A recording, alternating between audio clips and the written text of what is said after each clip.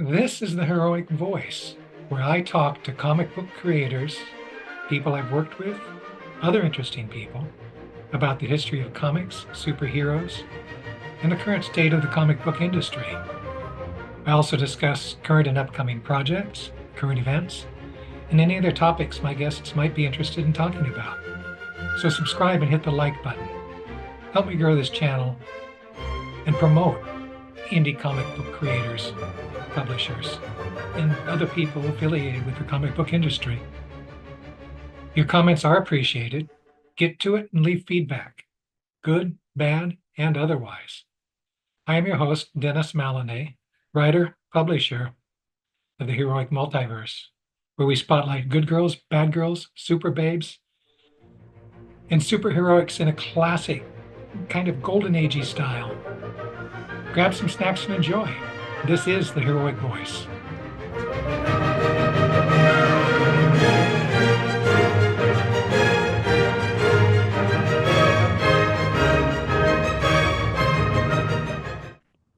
Hi, welcome to the Heroic Voice. This is toward the end of February. It's the 26th already, geez, of 2025. And I'm here with Omar Morales, who specifically wants to talk about his new project, Major Tomas, which he is writing, and he's got several people who are working on the illustrations with him. This is, as I understand it, a Comixology exclusive. Yes, sir. It's a Comixology original with the good folks at Amazon, and I couldn't be more thrilled. Thanks for having me on, Dennis. I really appreciate the time here. Well, I've sort of glanced at some of the preview stuff. It looks really interesting. I mean, looks like Major Tomas has his on the cover has his hand attached to the back of his head, and So there's a space monkey. yes. There's a very specific reason that robotic co-pilot character is a monkey, and that is NASA, when they first started testing flight, they put monkeys into space. So there was Albert 1 in the 50s, and I think Albert 2 came in the 60s. And Yes. so I have nicknamed the robot Albert the Third. Oh, okay. Unlike As the Russians who use dogs. yes, the Russians Can use you dogs. turn your microphone up a little bit? Is that possible? Let me see. I'm pressing volume That's up. good. That sounds good. It was just Okay. a little bit too low. Okay. All righty. So now what we're talking about here, what is Major Tomas's first name? Tomas. Oh, it is Tomas. Yeah. What's his last name His then? last name is Munoz, and Munoz. that Okay. is my mom's maiden name. So Ah, there's a lot of personal touch, in there this. always is. Oh yes, This character is a Mexican American, a farm yes, worker who becomes an astronaut, yes. right? So, how big is the book? Give me the crux of the storyline. You got Yeah. several artists. Does that mean there are several stories in it? Or No, it's one contiguous story. okay, tell me all Um, about it. yeah. So the story was inspired by lots of different influences, but really the main influence was um, so there's David Bowie's Space Oddity, right, where he mentions an astronaut named Major Tom, and he's lost in space and he's trying to Hmm. get back home. And then the great Peter Schilling from Germany had a song called Major Tom. Same thing about an astronaut who's lost in space. 4, 3, 2, 1. That famous pop song from 1981. And just as a side note, I do use some of those lyrics from Peter Schilling's music in the climax of the story, and he personally allowed it and said, "You are allowed to use these 10 words from my song in your book." And so he's credited on that page, as he rightfully should be, as well as the record company from Germany. So I wanted to tell a story of what if Major Tom was brown, right? Not an English or an American 1960s astronaut during the go-go 60s. What if he was a modern day Mexican American kid who dreams of going to space? Putting a And personal touch into it. yeah, right. And it also overlaps with the real life story of Jose M. Hernandez, who did the forward for Major Tomas, by the way. he was a Mexican immigrant from the same hometown as my own dad, if you can believe the odds of that, La Piedad, Michoacan, Mexico. And he grew up and became an astronaut. And I remember, I think it was 2009, he went to space and he went up into space and they showed the video from space and he was waving his Oakland Raiders flag. And that just captured my heart as my and my imagination.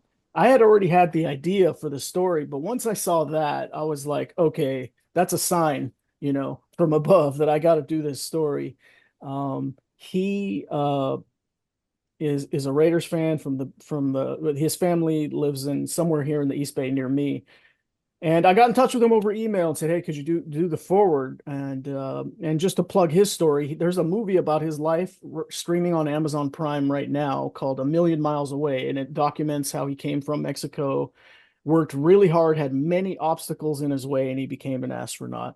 So my story is more bombastic, right? It has space aliens and laser rays and laser guns and space battles and but the main thing is, yes, this astronaut is lost in space and he's got his work his way back home. And he's quite motivated to get back home because he left the woman he loves behind back on Earth. And they left in kind of a very unsettled situation, let's say, right? Because it was And supposed he to be goes right into the middle of a space war. yes, he goes right into the middle of a space war. He's not a fighter. He's not a trained military man. He's a scientist and he's a pilot. And so he is forced with this space war that he gets conscripted into, and he has to learn very quickly how to survive just to live, and then B, how to figure out a plan to try to get back home. And so I think I'll stop there as not to spoil any of the amazing action in the book. But yeah, Dennis, feel free to chime in with any questions that you think the audience might like to know. Otherwise, I'll just keep rambling on. Well, let's talk about the people who are working with you on this. It's always interesting to find out how artists and writers get together, how Yeah, you choose the ones you want to work with. yeah. And I know from my perspective, having dealt with so many artists over the years, Mhm. once you find somebody that you click with, you don't want to give up Yeah. that person. Yeah, well, yeah, and I had to roughly one third of the way through this book. So the first and by the way, I wanted to make this book with all Latino and Latina artists, and they are from all over the world.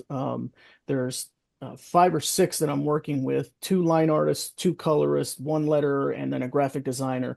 And they're from Costa Rica, they're from Brazil, they're from Peru, and then Taylor, the letterer, he's Argentinian and he lives here in I think it's New Jersey area in the United States. New Jersey, Argentina. Yeah. Oh, good geography, Dennis. That was like a prerequisite for me to make this book. I wanted it to be authentic, and I wanted Latino and Latina people to feel connected to it, and that it would be authentic. So Serge Acuna is the first line artist who does what I call Act One of the book, and then Raul Angulo is the colorist for that Act One. That's about the first 40 pages or so, though a full book is like 120. And so, to their credit, Serge and Raul got picked up by the biggest of the big publishers as we were making this book, and they had to kind of gracefully exit, which was painful, but they were gentlemen about it and helped me land other people to come in and continue the story, people that they trusted and people that I knew and that I also trusted. And so it worked out great. So coming in long relief was Mal Mora on line art. He's also from Costa Rica, as well as Serge and Raul, the first two guys. And then Fabi Marquez is from Brazil, and she's amazing. She brings a rock star energy to her coloring. That's how she describes um, her passion for coloring is like, I bring the rock and roll to the pages, I bring the music and the life. And then Taylor Esposito, longtime veteran of the industry. He's worked all over the place with all the major labels. He's an amazing partner. I like to keep him happy. He's great on all aspects of not just the lettering, but like putting the book together in the specs that the publisher wants, which was no easy task for Comixology. They wanted very specific things, and and he knocked it all out. And then lastly, the graphic designer who kind of put a look and feel to the whole book together is Gab Contreras. She's from Peru. She's phenomenal. And so yeah, that's the team, that's the squad, and then I should probably talk about the cover artists as well. There's Renee Delis. She's American. I believe she's Portuguese in her ethnic background. Her and her husband Ray, they do a lot of work together. So she did the line work, and then Ray did the colors for the print cover of the book. The digital cover, which you see on Amazon, which is the one you mentioned where it looks like his hand is stuck to the back of his head. And you mentioned the space koala. That's the digital version, which people can pre-order now on Amazon. Just go on Amazon, search Major Tomas by Omar Morales, and boom, it'll pop up right away as the first search, hit. These are And pre-orders. The book will actually be available toward the end of March, right? yes, March 25th, right in the middle of WonderCon in Anaheim, the book will be available to start reading if you pre-order it, or just, you can buy it and read it from then on, without having to wait. So Do it's you want to selling. talk about the guy who's looking over your shoulder, your editor on this project? Well, I never had a formal editor, but I did have several very trusted, very beloved mentors Ah, who essentially filled the role of editor, I guess you could say, at various points throughout the book. And they're quoted in the back of the book with pull quotes, and that is Shelley Bond and Joe Illidge, both formerly of DC. Um, Shelley now runs her own imprint, and Joe is working with all kinds of publishers, writing his own original stories. And so they had a hand in it. I did have a copy editor, a great friend, Joel Edelman. He and I worked together in college, believe it or not, at the college newspaper. I was a sports editor. He did some sports stories. He's a brilliant, brilliant copy editor. He's a wizard with words. Considers things that I never would. He's 100% grammarian, right? He's got grammar running through his blood. And so he helped out as well. And he's helped me out on other collaborations as well. Um, and so ultimately, I turned in a finished product to Amazon in Comixology. I still had to pitch it, so to speak. I still had to have a pitch packet and still had to talk to them about it. So I met them face to face at San Diego Comic-Con way back at the end of July, sat down, broke bread over a beer with the person in charge of acquiring, who had the budget to acquire. We reviewed the project, and then he said, "Okay, I'll be in touch." And fast forward, what, 8 months later, and we're getting poised to launch. So none of these things happen quickly, Even though I had a finished product, we still had to do a contract, and then we had to spec out the book, which a lot of the work that Taylor did. I had to provide them a lot of information so that the marketing arm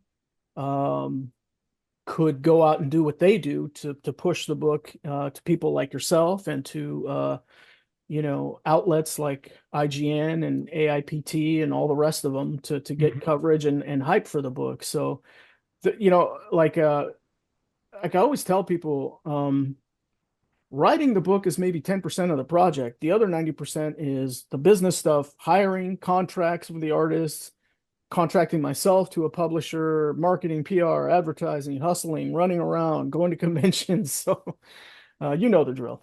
I know the drill. Yeah. I sadly don't do that very well. I've got to up my game in that regard. So, Well, everybody's a student as far as I'm concerned. Everybody's a work in progress, myself included. I very much still feel like a beginner and a rookie in this business. And, I've been at it for like 10 years. So, well, I like how it looks. It's well, thank and you so much. based on what I've seen, I would highly recommend that people give it a try. Oh, thank you. So we have talked about Major Tomas. What about other things? What do you have in the pipeline? What have you done in the past? You've been in comics for a decade. Yeah. But Okay. Well, one last plug for Major Tomas. Okay, so it's a digital version only for now, and it's only 6.99. Okay, that's 120 pages. If mhm, I was just selling it off the back of my truck at a convention, a hardcover, I'd probably be selling it for 20, $25. So it is or a more these screaming, days. Yeah. screaming hot price at 6.99 for 120 pages of content. Um, Just as an aside, 6.99 is basically the same digital price that we charge for, our trade paperbacks and stuff like that.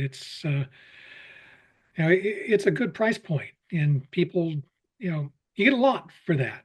yeah, yeah, I would say so. Um, Um, I think because the way that Comixology likes to do that is they like to sell single issues at like a buck 99, 2.99, and then they combine it at like a bulk discount, right? But Right. I never went the single issue route because I had a finished product, and so this is going to be an interesting experiment for me to see, what adoption and unit movement is like at that price point. And maybe I go to single issues in the future, maybe I don't. I don't know. I've always been one to give the whole enchilada. I don't Well, like if to. I can give you a word of encouragement, Yeah, the higher ticket items, we charge buck 99 or 2.99, somewhere in that range for the single issues in digital. 6.99 for the trade paperbacks. The trade paperbacks move better for yeah, us than the yeah, single issues do. yeah, So, keep your fingers crossed. Get them up there, yeah.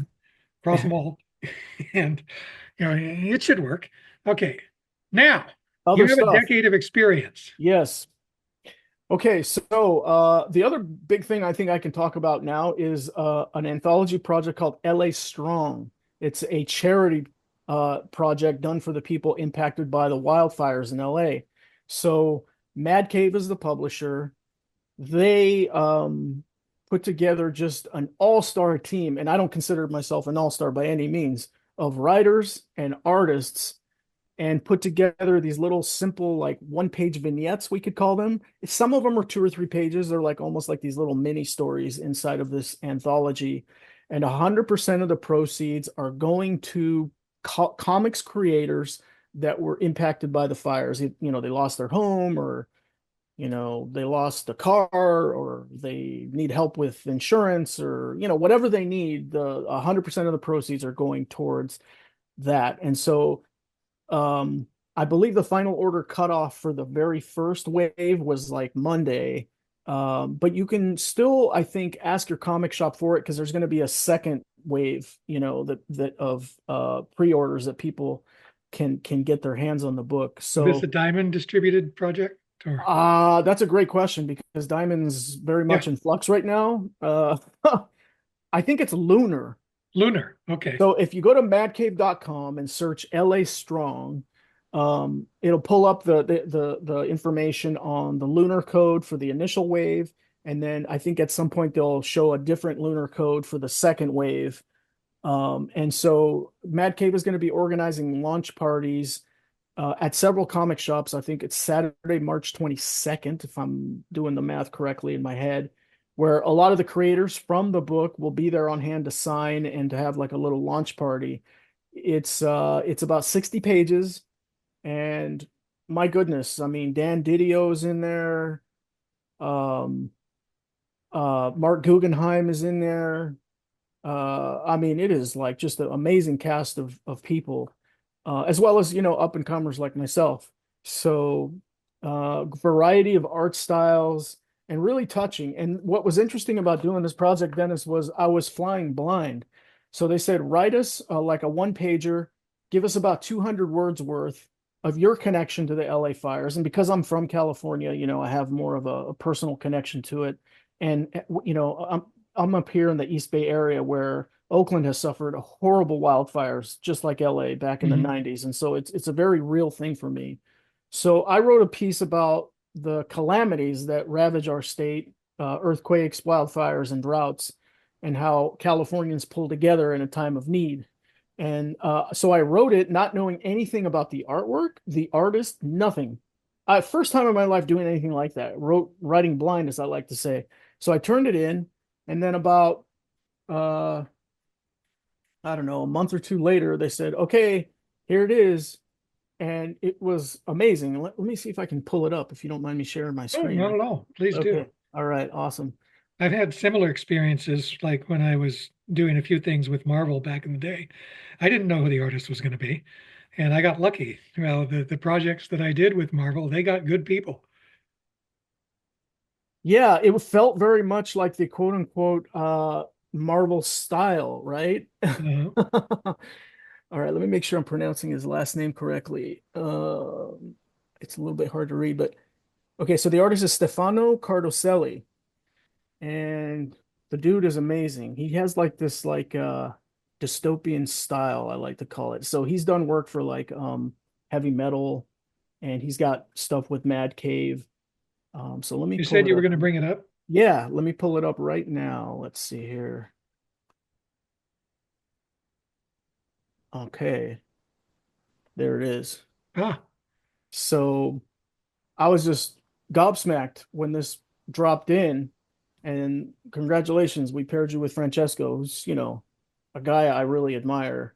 And I think it all fits very well, You've got this android, and I'm very much into the science fiction, who looks displaced from his house, looks a little gloomy. He took his cat and his pet plant, and that's all he could get away all with he's from the got. fires. Oh, poor guy. Yeah. How many androids do we have in Los Angeles? I Oh, don't know. I don't know. That's a good question. hmm. All righty. They're So, probably hiding right in plain sight, so yeah, hard to know. easily hiding too. Nobody pays attention to anything in LA. There's Um, there's probably aliens walking among us too. So, oh, I'm sure there are. So I did want to touch back on, your career in comics oh because yeah, I like to ask the question sure, of people, how did you get started? Who were your influences? Let's wrap up this interview with okay, some backtracking, some yeah, context for people okay, who sure, might be interested in checking out your career. Also, before we're done, we need to get the social media stuff. Actually, let's start with the social media. How can people okay. follow you? Then we'll go back. You can follow me on any platform on the planet with the same handle. It's actually here on the screen at omorales81. Okay. That is good on anything. Twitter, Facebook, gaming platforms, Peloton, Substack, any of them. I've got the same handle everywhere. So people can connect with me there. I have a website, theforcemedia.com. Um, that is my clearinghouse for all my stuff, my portfolio as a writer outside of comics. I've got some video game projects on there as well. It's got all my social media links at the bottom. So that can be a one-stop shop for people to connect with me also, theforcemedia.com. So yeah, I got started about 10 years ago. Just like many kids of the 80s and 90s, I was super influenced by, Stan Lee, who was at the height of his powers back then, and George Lucas, Star Wars. And those two guys really opened up my imagination, and really got me into the fantastic world of comics and science fiction. And so I was just, a nerdy kid that was into all that stuff, Spider-Man, animes like Voltron, and the old school Japanese stuff like Ultraman, if you remember I Ultraman. remember Ultraman. Yeah, I just loved all that stuff. And that stuff actually helped me learn English. Um, and I went to Catholic school not knowing a lick of English. I spoke only Spanish, and so the the nuns there were told my parents like, "Hey, you got to speak Spanish to him only from, I mean, it's English to him only from now on, and get him interested in stuff that he likes in English." So they started shoving comic books and coloring books and cartoons in front of my face, and so I just gobbled it all up, and that's how I learned. So the first book I did was a book called Crusader, and it was about a holy hitman for the Pope, like a guy who does these secret missions and wet work on behalf of the Pope that nobody knows about. Like he's a shadow in the darkness. No one acknowledges his existence. It's like, The Bishop. yes, yes. It's like, if Batman was working in the Vatican and doing secret missions. And so I learned a lot by making mistakes on that book. But that's how you learn, right? Like Hmm. I learned about pagination and how even left side, odd right side, and I screwed up some double page spreads, and so I had to create some new pages to make sure everything lined up. And so I did that book on Kickstarter, and then I did an extra large jumbo size version of it and submitted it to the Guinness World Records, and I had the world record for like 2 or 3 years for largest comic book in the world. And it was an actual book that you could open. It wasn't a poster, right? It was like a staple bound 2 foot by 3 foot poster size book. And then somebody else came along and broke the record. I think it was a Brazilian publisher, and then someone came after them and broke the record again. Well, I'm kind of puzzled by that because a long time ago, Guinness said that they weren't going to be doing that kind of world record, something that, can just be, done, you Yeah. know, some, but maybe they've gone back to that. So, I mean, it was a huge endeavor to do it. So whoever comes and beats me afterwards, I give them credit because it was not easy. I mean, there was a lot of hoops I had to jump through. yeah. But that book stood for a long time at Kevin Smith's comic book store in Red Bank, New Jersey, the Secret Stash it's called, and they had it on Mhm. display there proudly with the Guinness, markings and official stamps of approval for a long time. Maybe it's still there, I don't know, but Might very so well be. Yep. so after that, I did a book called Lunar Ladies with Scout Comics, and that was like a retro 1940s style book about a race of women who lived underground on the moon, on this very high-tech society under the surface of the moon, and have been there for, eons. In fact, in that book, we see them finally come to Earth out of necessity because there's a faction and there's an evil side and a good side, and the good side flees to Earth, the evil side chases them to Earth, and when they get to Earth, it's prehistoric times. So imagine a retro 1940 style sci-fi book with laser guns and laser rays, but there's like dinosaurs and like giant, sloths in the background, So that book was a lot of fun, and it was more, I would say, PG rated, nothing too heavy, very digestible for kids. And that was kind of a goofy, fun, silly little book. But in the meantime, all this time, the full 10 years I've been working on Major Tomas, either in my head, and then finally during COVID, I wrote the script, and then I got hired the guys, Serge and Raul, to come on and start doing it. And by then I'd had some concept art done, I'd had a couple covers done, so I knew what it should look like. So by the time COVID hit, it was like full steam ahead. I had time, the guys had time to draw it, and that pretty much gets you up to speed to where I am now. I also do quite a bit of fan fiction, Dennis. I find huge pleasure and joy in doing a fan fiction because it's on my own time, on my own dime, my own timeline. Nobody's pressuring me, no one's looking over my shoulder. I can do it whenever I want and give it away for free. And because I'm giving it away for free, I don't think anyone can sue me. So on my website, there's a Star Wars Mandalorian fan fiction, and that chronicles his first hunt, his first bounty. And then I have two Metroid fan fictions. Metroid's a Nintendo property about a female bounty hunter. She's like a spacefaring bounty hunter who encounters all form of alien monsters. So imagine like the movie Alien, but Nintendoized. And so I'm a huge fan of that. And so people could come to my website and get those for free. I Well, as also, far as that goes, as long as you're not, earning stuff from it and you identify the actual rights holder, yes, I you've got, do. you shouldn't have any issue with fan fiction. Fan fiction is cool. Yeah, yeah. And George Lucas was always so encouraging of people doing fan fictions, Yeah. right? And so that's still in the DNA of Star Wars, I believe. So yes, I credit, this is the property of Nintendo Co. Limited of Kyoto, Japan, or this is the Lucasfilm Disney, copyright trademark. This is a fan fiction, And so I make it very clear who the owners are and that I'm not making a penny off of it. It's just for fun and for the love of the franchise. And so those are on. Oh, I also did a Christmas fan fiction too. I forgot about that one. And that one's on there too. I put it up just a few months ago over Christmas season, and that one is called A Holiday Rap. And that's my take on this old pop song from the 80s called Christmas Rapping by a band called The Waitresses. Hmm. And I've always imagined the story in my head. And so I figured, you know what? I really want to see what this would look like to visualize and give these two star-crossed lovers a shape and a form. So I put them into this alternate reality in New York City in like the 1980s, and it's like 10 or 12 pages or something like that. It's short, but and short and sweet, but it's a fun little homage to that song. And I also got the record company to approve, and they're credited as well. And so, yeah, anthologies, fans fictions, and now I have Major Tomas. So Major that's Tomas, which I would recommend people give a look at. It thank really you so does look much. good. Omar, thank you so much for this. Thank you, Dennis. I When appreciate you you. have a new project, on tap, if there's going to be another Major Tomas, let me know. because I would like to talk to you about that. I Oh, want thank to you. find out where it goes after this. Yes, it's a standalone, but it has potential to continue on for sure. I left the door open in case there's demand and people like it. So yes, I hope to be back someday, Dennis. I appreciate you. Alrighty. Well, we'll say goodnight then. And I'm not going to say have a good weekend because we're doing this on Wednesday. Yeah, Alrighty. but you can post it on a Friday. Good. Have a great It'll weekend. it'll actually go up most likely on a Saturday. So, Okay, great. we'll let you know. We'll let you see it before it goes live. Oh, great. So in case there's a problem, right, you let us know about it. So, Thank you so alrighty. much. Good night. Good night.